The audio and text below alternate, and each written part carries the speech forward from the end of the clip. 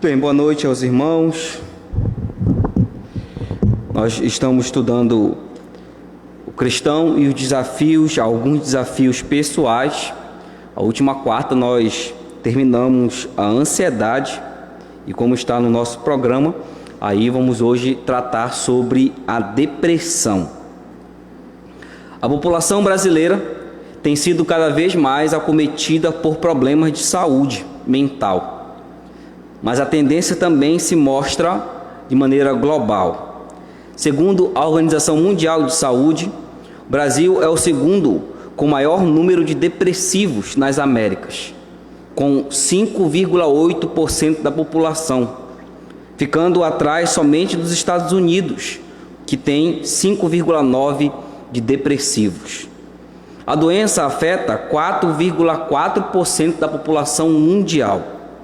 O Brasil também é o país com maior prevalência, nós já falamos disso, de ansiedade no mundo, 9,13%. A ansiedade, ela pode progredir para a depressão. Ela é um fator que contribui para a depressão.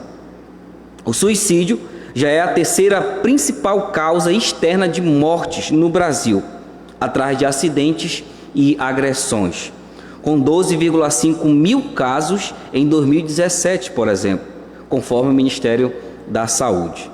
Em 2015, 780 mil pessoas morreram por suicídio no mundo. Isso representou quase 1,5% de todas as mortes no planeta, figurando entre as 20 maiores causas de morte em 2015. Entre jovens de 15 a 29 anos, o suicídio foi a segunda maior causa de morte. E lembre que o suicídio é o estágio final da depressão. A depressão é um transtorno comum em todo o mundo. Estima-se que mais de 300 milhões de pessoas sofram com depressão.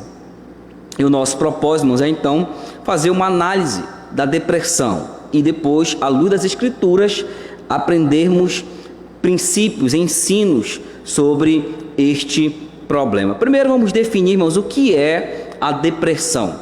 De acordo com a Organização Mundial de Saúde, a depressão é um transtorno mental, caracterizado por tristeza persistente e pela perda de interesses em atividades que normalmente são prazerosas, acompanhada de incapacidade de realizar atividades diárias durante pelo menos 2 semanas. Não é um dia só que eu me sinto assim, mas é algo persistente por pelo menos 2 semanas. Assim, é uma condição caracterizada por sentimento de desalento ou culpa, resultante em falta de esperança e interrupção de atividades, e tem sido classificada pela classe médica como doença do trato psicológico. A condição é diferente das flutuações usuais de humor. Tem dia que eu posso estar, irmãos, mais alegre, tem dia que eu posso estar menos alegre. Isso não quer dizer que eu estou com depressão. E também as nossas respostas emocionais, elas são diferentes em situações da vida. Especialmente quando de longa duração e com intensidade moderada ou grave, a depressão pode se tornar uma crítica condição de saúde. Na pior das hipóteses, a depressão pode levar ao suicídio. Cerca de 800 mil pessoas morrem por suicídio a cada ano, sendo essa a segunda principal causa de morte entre pessoas com idade entre 15 e 29 anos. Essa é a definição de depressão. Alguns sintomas da depressão. Um episódio depressivo pode ser caracterizado como leve, moderado ou grave, a depender da intensidade dos sintomas. Um indivíduo com um episódio depressivo leve terá alguma dificuldade em continuar o trabalho simples e atividades sociais, mas sem grande prejuízo ao funcionamento global. Durante um episódio depressivo grave, é improvável que a pessoa afetada possa continuar com atividades sociais, de trabalho ou atividades domésticas.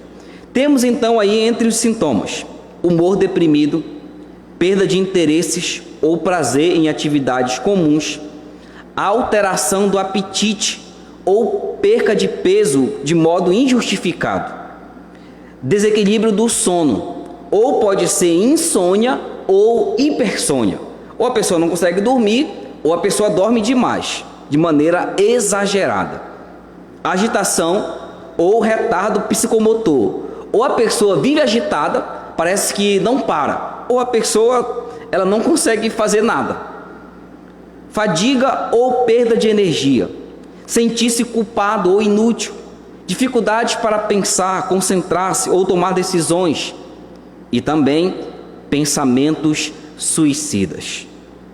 Calma, estes sintomas precisam ser persistentes e com no mínimo 5 dias. Nós falamos aqui 2 semanas, aí já se pode então entender que há um problema que precisa ser investigado.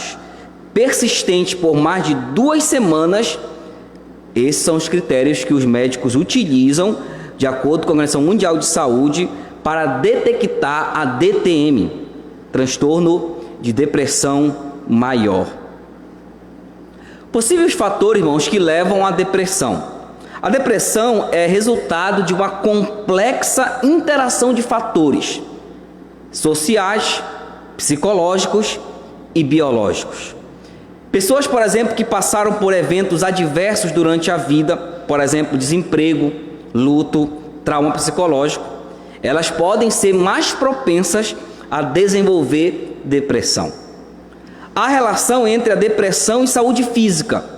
Doenças cardiovasculares, por exemplo, podem levar à depressão e vice-versa. Perdas de um ente querido, separação conjugal, divórcio, filhos que vão morar longe dos pais, rejeição por parte do parceiro e coisas desse tipo. Fracassos pessoais, ser rejeitado ou criticado, cometer erros, quando as tentativas de dominar situações estressantes são infrutíferas, a pessoa pode começar a se sentir impotente, desamparada ou desprovida de capacidade de controlar a situação. Desequilíbrio ou disfunção nos fatores químicos do cérebro. Quando isso ocorre, o resultado pode ser uma depressão biológica.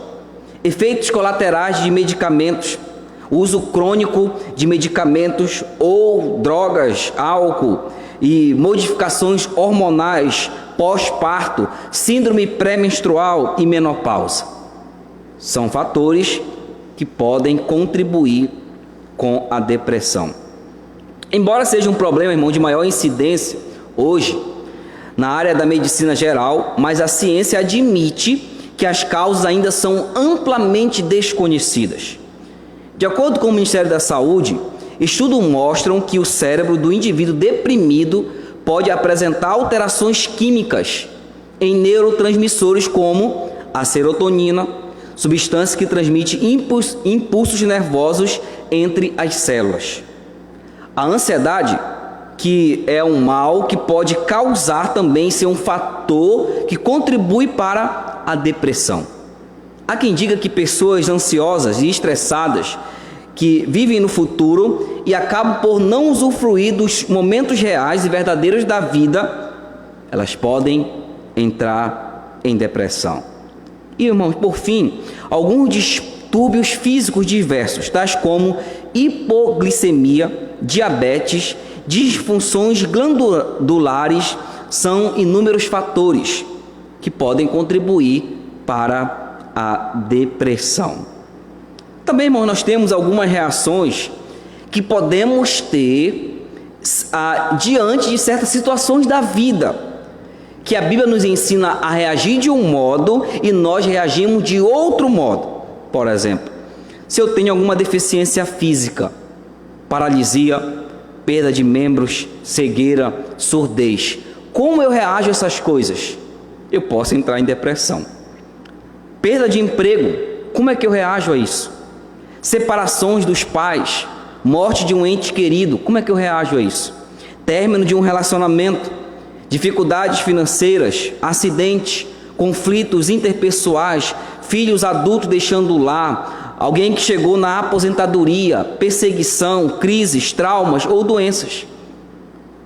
Essas são algumas coisas que a Bíblia me ensina a ter uma reação. Se eu não tenho uma reação bíblica, mas eu posso então aí desencadear uma depressão.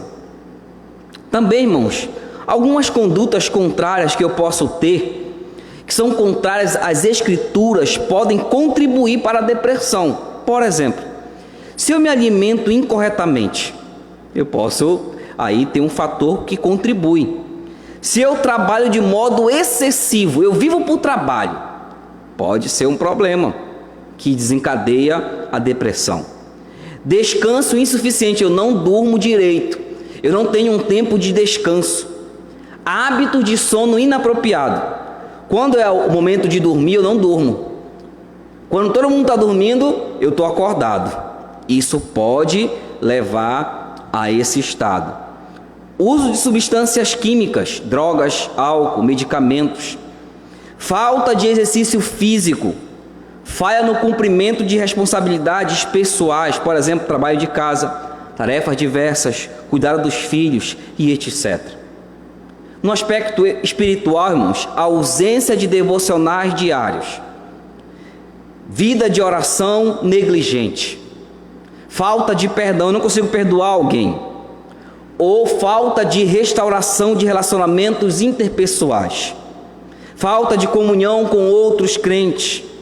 Falta de envolvimento na igreja. Falta de confissão de pecados a Deus e a outros a quem forem atingidos. Amargura, preocupação, ansiedade, inveja, ciúme, autocomiseração, espírito não perdoador, impaciência, procrastinação, pensamento lascivos, rancor, orgulho, ira ou agir com superioridade. São condutas contrárias às Escrituras que podem contribuir para a depressão. A depressão nas Escrituras. Sentir-se deprimido não é algo novo, embora esse termo seja um termo atual, contemporâneo. Mas a Bíblia fala de alguns sintomas que são definidos como depressão, aparecem em alguns. Por exemplo, nós temos aí o semblante caído, lá em Gênesis 4:6. Um espírito abatido, Provérbios 17:22, Provérbios 18:14. Tristeza, Provérbios 15:13. Desespero, lá no Salmo 42:11. Um coração quebrantado, Salmo 147:3. Fardos pesados de iniquidade, Salmo 38:4. Luto, Salmo 38:6. Peso que faz encurvar, Salmo 38:6. Tristeza a ponto de verter lágrimas, Salmo 119:28. Ou desfalecimento, fraqueza ou desmaio, Efésios 3:13, Hebreus 12:3. Irmão Davi, no Salmo 38, ele descreve vários sintomas que estão relacionados a alguém deprimido. Algumas dessas falas dele: não há parte sã na minha carne, por causa da tua indignação eu sofro. Não há saúde nos meus ossos, por causa do meu pecado. Sinto-me encurvado e sobremodo abatido. Ando de luto o dia todo. Estou aflito e muito quebrantado. Vários termos que Davi usa no Salmo 38 são termos para a depressão. Irmãos, então, trazendo essas definições, esses fatores, vamos fazer uma análise bíblica de alguns personagens e entender o que eles passaram, para que nós possamos ser fortalecidos e não entrar nesse problema. Vamos abrir então nossa Bíblia para 1 Reis, capítulo 19, e vamos ler do versículo 1 ao 8 nessa noite. 1 Reis, capítulo 19, do versículo 1 ao 8, vamos ler nessa noite.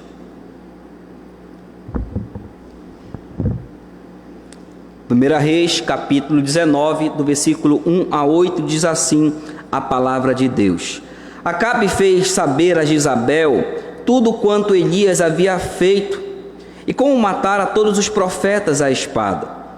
Então Jezabel mandou um mensageiro a Elias a dizer-lhe: faça-me os deuses, como lhes aprouver, se amanhã, a estas horas, não fizer eu a tua vida, como fizeste a cada um deles. Temendo, pois, Elias, levantou-se e, para salvar sua vida, se foi e chegou a Bérseba, que pertence a Judá, e ali deixou o seu moço. Ele mesmo, porém, se foi ao deserto, caminho de um dia, e veio e se assentou debaixo de um zimpro, e pediu para si a morte, e disse: basta, toma agora, ó Senhor, a minha alma, pois não sou melhor do que meus pais. Deitou-se e dormiu debaixo do zimpro. Eis que um anjo o tocou e lhe disse: levanta-te e come. Olhou ele e viu junto à cabeceira um pão cozido sobre pedras em brasa e uma botija de água. Comeu, bebeu e tornou a dormir. Voltou segunda vez, o anjo do Senhor tocou-lhe e disse: levanta-te e come, porque o caminho te será sobremodo longo. Levantou-se, pois, comeu e bebeu, e com a força daquela comida caminhou 40 dias e 40 noites, até Horebe, o monte de Deus. Senhor Deus Pai, obrigado pela Tua palavra. Nos ajude nessa noite a entender, ó Deus, estes ensinos, porque a Tua palavra é completa e perfeita. Ela fala, ó Deus, de todos os assuntos. Ela certamente não fala especificamente de cada detalhe, mas podemos tirar aqui preciosas lições, ó Deus, sobre este problema que tem atingido o mundo inteiro. Muitas pessoas, ó Deus, estão sendo atingidas pela depressão, e muitas delas, ó Deus, por perderem a esperança, têm tirado as suas vidas. Ajude com que este ensino nos fortaleça, nós aqui, de maneira que possamos, ó Pai amado, diante da Tua palavra, estarmos preparados a lidar com as situações da vida, e também, ó Deus, podermos ajudar estas pessoas. É isso que nós pedimos, em nome de Cristo nós oramos a Ti. Amém. Muito bem, nós temos aí o profeta Elias, um profeta muito conhecido. Elias, irmão, chegou ao ápice de grandes feitos. Coisas extraordinárias Deus fez através de Elias. Muitos milagres, feitos grandiosos, milagres atrás de milagres. Irmão, Elias viu, foi usado, testemunhou Deus fazendo grandes coisas por meio da sua vida. Ele conheceu a Deus. Ele fez grandes prodígios. E aí no capítulo 18, chega ao ápice, quando Elias vai então ter o confronto com os profetas de Baal. Ali, irmãos, Elias vai derrotar esses profetas todos ali. Deus vai fazer algo grandioso ali. E Elias, diante dessa situação, imaginava que tudo mudaria, que a partir desse ato de Deus, todas as coisas ficariam no seu lugar. Ele estava tão seguro dessas coisas, do que havia acontecido ali com os profetas de Baal, que ele esperava que Jezabel e Acabe se rendessem. Porém, irmãos, isso não aconteceu. Pelo contrário, Jezabel ficou furiosa. Ela exercia poder sobre Israel. E isso levou o profeta ao quê? Ao desânimo. O primeiro problema de Elias aí, então, irmãos, é o medo. Ele sentiu medo. Jezabel já estava derrotada diante do povo. Não tinha mais apoio do povo, visto que ficou claro quem era o único Deus verdadeiro. Deus usando o profeta Elias. Ela não podia fazer nada, a não ser ameaçar. E aqui estava em jogo o fato dela ser sacerdotisa do culto a Baal. Por isso então a sua fúria, quando Elias derrotou os profetas ali. A rainha Jezabel ficou furiosa. Então, com um coração duro e cheio de vingança, apenas ameaçou o profeta Elias. Sabe o que aconteceu? Ele sucumbiu à ameaça. E deu certo que o plano dela iria se concretizar.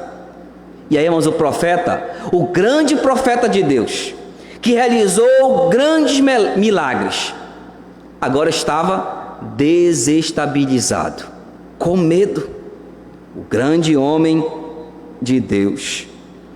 Perceba a reação dele. Temendo, pois, Elias levantou-se para salvar sua vida. E chegou a Bérseba, que pertence a Judá, e ali deixou o seu moço. Perceba aí que Elias teve muito medo e procurou salvar a sua vida e fugiu por conta deste medo. Irmãos, a pergunta que eu faço aí é: onde é que estava Deus para Elias? O Deus que anteriormente fizera grandes milagres. Onde é que estava Deus para Elias?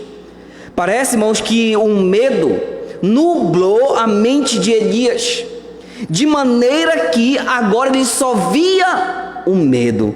O medo tomou conta da sua mente, que agora ele está perdido. Parece que para ele Deus não mais existia. Parece que Deus morreu para Elias. É por isso que ele se levanta profundamente com medo para tentar salvar sua vida. Será que ele não podia, nesse instante, irmãos, orar a Deus e: Senhor, eu fui ameaçado e Tu é o Deus que faz grandes coisas. Essa coisa é pequena perto de uma ameaça apenas. Irmãos, Deus alimentou estes homens, este homem, melhor dizendo, Elias, através do corvo pela manhã, e à noite ele trouxe pão e carne. Através da vida desse homem, Deus ressuscitou o filho da viúva. Através deste homem, Deus enviou o fogo do céu. Através dele, a chuva cessou. Através dele, Deus usando ele, a chuva voltou. E agora, uma ameaça, ele esqueceu de lutar. Nos parece que ele começou a andar como se Deus agora não existisse. Age de maneira sozinho, teme, se levanta e decide fugir, com medo de perder a sua vida. Era a situação de Elias aqui, irmãos. É surpreendente olhar isso, o modo como ele foi atingido pela ameaça de Jezabel. Podemos perceber também aqui, irmãos, que Elias, ele confiou mais no milagre do que em Deus que realiza o milagre, porque ele imaginou talvez o seguinte, a mente dele talvez fosse isso: nós vamos derrotar os profetas de Baal, o que vai acontecer? Esse era o plano dele, talvez. Aí ela vai se arrepender, Jezabel, e pronto, resolveu todos os problemas. Essa era a expectativa de Elias. Ele planejou algo e imaginou que isso iria acontecer o quê? Conforme ele planejou. Essa é a reflexão que nós fazemos aqui. E aí ele imaginou, Deus então usou o último recurso. Deus empregou o último recurso ali com os profetas, e se ela não mudou, ele imaginou, ela não mudará mais, Deus não pode fazer mais nada. Ele confiou nas realizações e não em Deus. Irmãos, o que de fato levou Elias a ter medo foi ter criado uma expectativa irreal, sobretudo em relação a Deus, ao fato de Deus ter feito aquelas coisas por meio dele diante dos profetas. Ele criou e previu uma ação que iria acontecer por conta daquele milagre. A gente poderia dizer aqui, irmãos, que Elias apostou todas as fichas que ele tinha, que depois daquele milagre ela iria mudar. Tudo ele apostou, mas não aconteceu. E aí, quando as coisas não aconteceram conforme ele previu, conforme ele imaginou, conforme ele planejou, o que acontece? Ele desaba, porque o mundo dele desaba. O medo invade o seu coração e, de forma impressionante, Elias acha que talvez Deus também estava acabado, derrotado. Uma expectativa irreal e também soberba, porque ele imaginava que ele poderia ter o controle da situação. Mas não foi isso que aconteceu. Meu amado irmão, o que tem levado as pessoas à depressão? Em muitos casos é o medo. E sabe por quê? Nós criamos expectativas das coisas que planejamos, como se tivéssemos controle dos meios, das circunstâncias do futuro. Eu planejo algo e digo assim mesmo, vai acontecer assim, é a minha expectativa. Mas nós não temos o controle das coisas. As coisas nem sempre vão acontecer como queremos. Nós temos medo de perder a nossa condição financeira, por exemplo. Temos medo de perder um ente querido. Temos medo de ficar doente e chegar ao ponto de termos que enfrentar a morte também. Ficamos com medo dessas coisas. E como nós não temos o controle das circunstâncias, o controle do futuro, então ficamos com medo. E aí a vida, as circunstâncias podem abrir espaço para a depressão. Irmãos, o tempo e o futuro não estão em nossas mãos, estão nas mãos de Deus. Só firmados e confiados nele é que não nos abalaremos quando aquilo que pensamos, quanto às nossas expectativas, não derem certo. Se eu estou confiado em Deus, eu não vou criar uma expectativa achando que dará conforme ela. Eu vou depender de Deus, da sua vontade, do seu querer. Não é errado planejar, nem sonhar. E aqui chama atenção para algo. Irmão, se eu não tiver convicção disso, a certeza de qual é o meu destino, se eu não tiver essa convicção diante do medo, eu posso entrar em depressão. Porque, por exemplo, se eu enfrentar uma doença, um problema sério, que a minha vida esteja em risco, o que é que vai me segurar? A convicção de que a minha vida está nas mãos do Senhor, quer na vida, quer na morte. A morte física é uma experiência, logicamente, que ocorre uma única vez. Isso nos assusta, porque não é algo que nós experimentamos muitas vezes, apenas uma. Neste sentido, estar preparado, cônscio dessa realidade se faz necessário, porque é algo que faz parte da nossa existência. E a única forma de estar preparado para isso é quem? Jesus Cristo. Está em Cristo Jesus. Paulo disse, por exemplo, que o morrer para ele era lucro. E qual era a razão de que ele tinha tanta convicção de que era lucro? Que a vida de Paulo estava nas mãos do Senhor Jesus Cristo. Irmãos, os nossos planos podem fracassar. Talvez você esteja com medo de alguma coisa, ou até mesmo da morte. É natural que a gente tenha medo de algumas coisas. Só há uma saída para vencermos esse medo, para que não caiamos em depressão. É cuidarmos da certeza do nosso destino. Depois da morte, a Bíblia nos fala do destino que estão a vida daqueles que confiam no Senhor. É nisso que eu devo pensar. Então tomem cuidado com o medo, porque o medo pode ser uma porta para a depressão. Foi o problema de Elias. E o segundo problema dele, irmãos, para a gente encerrar nessa noite, está aí no versículo 4 a 8 de 1 Reis, capítulo 19, versículo 4 a 8.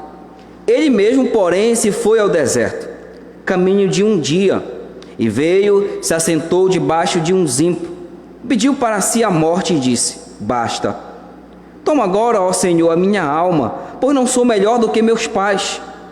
Deitou-se e dormiu debaixo do zimbro. Eis que um anjo o tocou e lhe disse: levanta-te e come. Olhou ele e viu junto à cabeceira um pão cozido sobre pedras, em brasa, e uma botija de água. Comeu, bebeu e tornou a dormir. Irmãos, o segundo problema de Elias é a desesperança. Elias perdeu completamente a esperança e caiu no desânimo total, o que o levava a ver a vida como impossível de ser vivida. Ele pensava: como é possível viver dessa maneira? Ele estava sem esperança. Deus faz Elias, irmãos, se olhar como ele é de fato. Sem Deus, nada somos. Elias é um homem, irmãos, agora amedrontado, com medo de perder a sua vida. E ele caiu aqui numa profunda tristeza e perdeu a esperança. Diz aí o texto que ele se foi ao deserto, caminho de um dia, veio, assentou-se debaixo de um zipo e pediu para si a morte. Irmãos, Elias quer a morte agora. Para ele, a única solução do seu problema, do seu medo, qual é? A morte. Ele diz: basta, não há mais o que fazer. Senhor, toma minha vida agora, por não sou melhor do que meus pais. Mas os israelitas entendiam que o suicídio era uma afronta imperdoável contra Deus. Por isso não cogitavam a ideia do suicídio.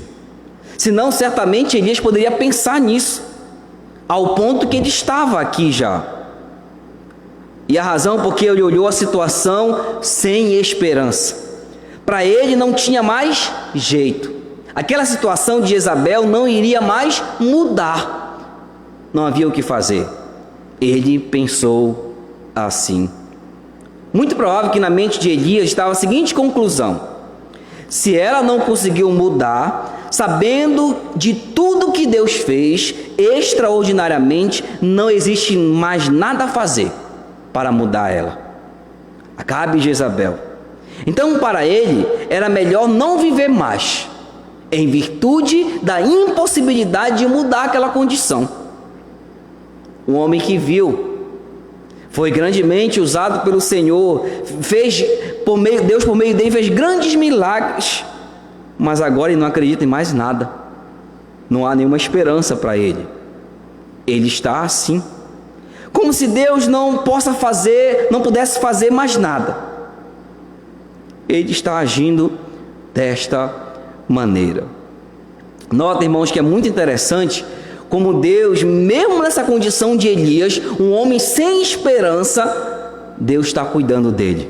Olha que diz o versículo de número 5: deitou-se e dormiu debaixo de um zimpro. Eis que um anjo tocou e lhe disse: levanta-te e come. Irmãos, Deus envia um anjo e leva para Elias comida e água. Cuida deste homem que está sem esperança. Deus envia um anjo. O que temos aqui? Irmãos, Deus está fazendo Elias aqui agir de forma independente do que ele está sentindo. Você percebe aí essa diferença?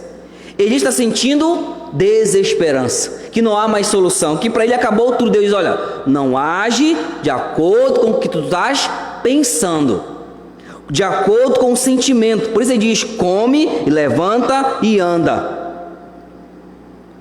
Deus está trabalhando aqui, irmãos, a razão, não o que ele está sentindo, mas a razão. A tristeza era tão grande, irmãos, de Elias aqui, que o desejo dele ou era a morte ou viver dormindo.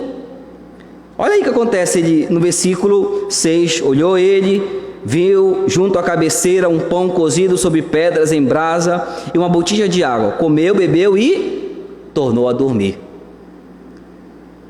Sabe o que é isso daqui, irmãos? É a tentativa de fugir da realidade presente. Elias não consegue lidar com esse problema, não consegue encarar a dificuldade que ele está enfrentando. Por isso ele quer ou a morte ou dormir, para tentar fugir dessa realidade. É assim que ele está agindo. Ele não conseguia lutar diante de tal situação. Se entregou completamente ao sentimento de tristeza. ao invés de entender que Deus estava com ele. Estava ali presente o anjo, que o acordou e deu para ele o que comer, diz: levanta, e acaba com essa tristeza. Mas mesmo assim, ele não consegue entender. Levantou-se, pois, e comeu, e com a força daquela comida caminhou 40 dias e 40 noites até Horebe, o monte de Deus. É significativo aqui, irmãos, porque a travessia aqui, irmãos, até Horebe não durava 40 dias, durava metade. Mas ele levou 40 dias, tal era a sua tristeza, tal era o retardo psicomotor, o modo dele caminhar, o modo dele viver. Ele levou 40 dias e 40 noites. O mesmo período, né, que Moisés levou a estar com Deus no Sinai. E Deus usando Moisés. Também os 40, foi 40, essa ideia aqui do povo também no deserto, que Deus também conduziu este povo. É muito interessante porque isso tem conexão tanto com Israel como também com Moisés. Moisés encontrou-se com Deus, sabe aonde? Exatamente neste monte. O monte Horebe é o monte Sinai. E Elias está caminhando para este monte porque ele precisava se encontrar com Deus. Ele precisava caminhar, precisava agir contrário ao que ele estava sentindo. Irmãos, Elias precisava reagir, mesmo que ele não estivesse sentindo bem, mesmo que ele não quisesse andar, ele precisava andar, porque uma coisa é o que você está sentindo, outra coisa é que você tem que fazer. É isso que Deus está ensinando aqui para ele.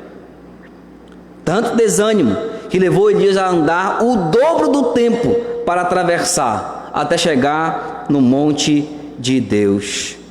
É interessante como diz aí, versículo de número 7. Voltou segunda vez o anjo do Senhor, tocou-lhe e disse: levanta-te, come, porque o caminho te será sobremodo longo. Levantou-se, pois, e comeu e bebeu, e com a força daquela comida caminhou 40 dias e 40 noites até o monte de Deus. Mas o que tem levado as pessoas à depressão? Em muitos casos, é a falta de esperança. As pessoas acham que podem viver sem esperança. A esperança do cristão, a Bíblia diz que ela é viva. Quer dizer que ela se mantém em qualquer circunstância. Sabe o que é isso, irmãos? Convicção. Não é o que eu estou sentindo diante das situações da vida, mas é a convicção que a esperança é viva. Ela nunca se esvai, ela nunca perde o seu valor, ela nunca diminui, ela nunca se perde. A esperança no Senhor. Por isso não importa como as coisas vão acontecer ou como estão, os cristãos sempre terão esperança firmada em Jesus Cristo. Mas como podemos querer viver a vida? Ou melhor, como podemos querer não viver a vida se ela é um presente de Deus? Como desistir de viver? É algo que a gente fica refletindo. Como podemos poder querer desistir das coisas se ainda temos um alvo a alcançar nesta vida? Independente de qualquer situação, sempre haverá esperança. A esperança de mudar a presente condição, a situação que porventura você esteja enfrentando, eu esteja enfrentando, sempre há esperança. Mas a esperança que eu falo aqui, irmãos, é a esperança da vida eterna, aquela que está garantida de fato e fundamentada num fato histórico, a ressurreição de Jesus Cristo dentre os mortos. Pedro fala disso. A esperança que não confunde, porque Paulo vai falar em Romanos capítulo 5, pois o amor de Deus é derramado em nossos corações. E o contexto ali, irmãos, é de tribulação, de provação. A esperança é derramada, ela conduz as nossas vidas diante dos problemas. E ela nos leva a ser perseverantes. Ela nos leva a ser alguém que vai enxergar sempre a esperança, em qualquer situação. Então, qual é o motivo que pode ser mais forte do que viver essa esperança? Mesmo que o problema seja grande, a luta seja grande, temos a esperança em Cristo Jesus. Independente da vida, ou da morte, ou dos problemas, há uma esperança em Cristo Jesus. E nesse sentido, irmãos, eu e você, nós somos chamados a caminhar em direção a Deus, andar com Ele. Talvez alguns precisem ter uma experiência de conversão, conhecer a Deus, ser alcançado pela obra redentora do nosso Senhor, porque essa esperança se firma neste aspecto. Talvez é o que você precisa entender. Porque querer desistir da vida é caso de alguém que não tem uma esperança real, uma esperança viva. A pergunta é: o que tirou a sua esperança? Quero que você pense nisso, reflita nisso, porque há uma esperança que a Bíblia nos apresenta. A esperança que me faz viver a vida mesmo quando há sofrimento. A esperança que faz me viver a vida mesmo quando tudo parece que chegou ao fim. A esperança que há no Senhor, que me faz viver a vida independente de qualquer situação. Jesus é a esperança que a Bíblia apresenta. A esperança perfeita e completamente capaz de restaurar a vida e nos conduzir diante das situações da vida. Vemos aqui nessa noite, irmãos, à luz das Escrituras, os dois problemas que Elias enfrentou. Primeiro, o medo, porque criou uma expectativa irreal. O plano que ele fez, a imaginação que ele teve, não foi como ele queria. Ele precisava entender que é necessário confiar no Senhor. Tudo está nas mãos de Deus, e é dele que eu dependo. E vimos também aqui outro problema de Elias. Ele viveu sem esperança quando foi ameaçado, perdeu a esperança e quis para si a morte, quis não mais viver a vida.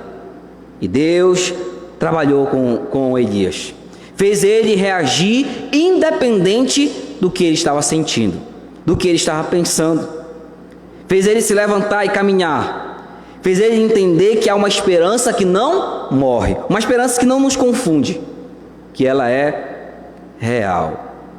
Eu quero que você baixe sua cabeça e vamos pensar nessa noite.